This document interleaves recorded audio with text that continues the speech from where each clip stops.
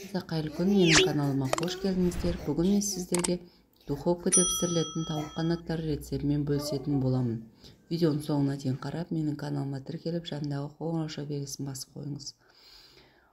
Тауық қанаттарының керек емес жерлерін алып тастап, тауық қанаттарының ортасынан екіге бөлетін боламыз. Сонымен қатар менің каналыма алға қарай жылжуына өз үлестеріңізді қоса кетіңіздер. Осы видеоның астына пікір қалдырып, осы видеоны достарыңызбен бөлісіп қоюды ұмытпаңыздар. Сонымен қатар менің каналымда басқа да рецепттердің түрлері өте көп, және алдағы уақытта сіздерге басқа да жақсы рецепттермен бөлісетін боламын. Тауық қанаттарының барлығын бөліп алған соң, осындай дәмдеуіштерді жақсылап араластырып, қолымызбен тоңазытқышқа 2 сағатқа маринадталуға қоятын боламыз.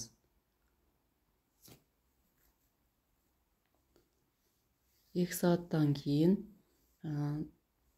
көкөністерімізді,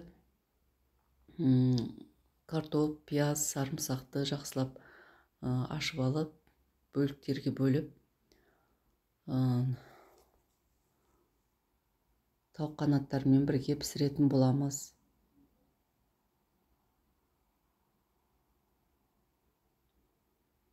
Сонымен қатар басқа да көкөністерді қолдансаңыздар да болады. Құрамына қырыққабат, брокколи дегендей, сәбіз дегендей.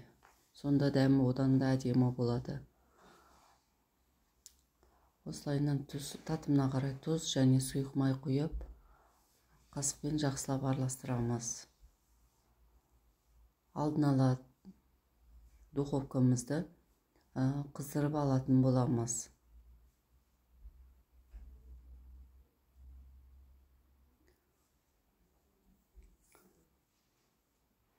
Жақсылап араластырып болған соң, осындай противенге салып пісіретін боламын. Противенге салып, бетін пергамент қағазымен жауып пісіретін боламын. Сонда біздің тауық қанаттарымыз өте дәмді, жұмсақ, күймей жақсы болып піседі. Пергамент қағазы болмаса, фольганы қолдансаңыздар болады. Тауық қанаттары пісердің алдын ала 10 минут бұрын пергамент қағазын алып тастап, 10 минутқа пісіріп аламыз. Біздің тауық қанаттарымыз дайын, ас болсын.